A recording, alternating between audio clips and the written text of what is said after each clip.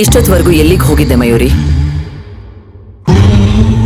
Sum ಕೇಳಿದಕ್ಕೆ ಇದು ಉತ್ತರ ಅಲ್ಲ ಮಯೂರಿ.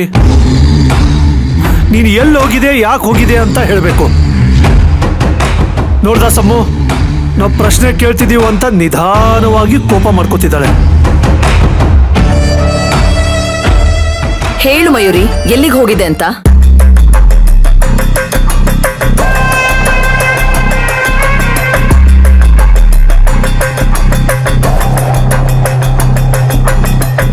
ಏನದು ಬ್ಯಾಗು? ಆ ಬ್ಯಾಗಲ್ಲಿ ಏನಿದೆ?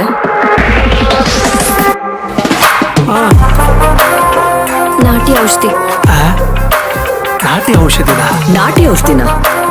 ಅದನ್ನ ಯಾಕೆ ಮನೆಗೆ ತಂದಿದ್ಯಾ? ಯಾಕೆ ಒಂದ್ಸಲ ಕೇಳಿದ್ರೆ ಉತ್ತರ ಕೊಡ್ಬೇಕು ಅಂತ ಗೊತ್ತಾಗೋದಿಲ್ವಾ? ನಾಟಿ ಔಷಧಿನ ಮನೆಗೆ ಯಾಕೆ ತಂದಿದ್ಯಾ? ಕೊಡಿಲಿ ಕೊಡಿಲಿ. ಕೊಡೋದಿಲ್ಲ. ನನಗೆ ಕೊಡೋದಿಲ್ಲ ಅಂತಿದ್ಯಾ?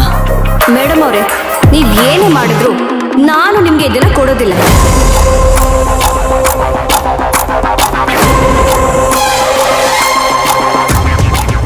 ಯಾಕೆ? ನಾನು ಎಲ್ಲಿಗೂ ಹೋಗೋ ಹಾಗೆ ಇಲ್ವಾ?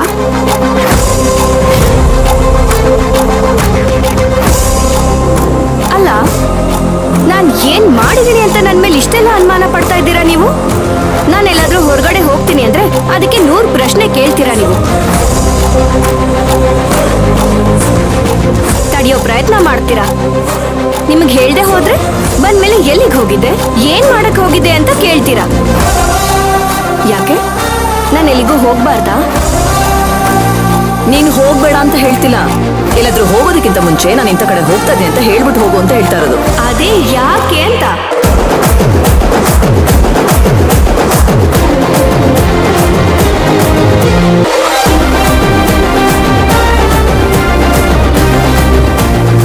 ನಾನು ನನ್ನ ಕೆಲ್ಸದ ಮೇಲೆ ಹೋಗುವಾಗ ನಿಮ್ಗೇನಕ್ಕೆ ಹೇಳ್ಬಿಟ್ಟು ಹೋಗ್ಬೇಕು?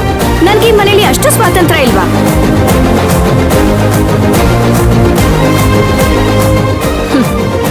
ಯಾರು ತಪ್ಪು ಮಾಡಿದ್ರೆ ಅದನ್ನ ನನ್ ಮೇಲೆ ಹಾಕ್ತಿರಲ್ಲ, ಯಾಕೆ?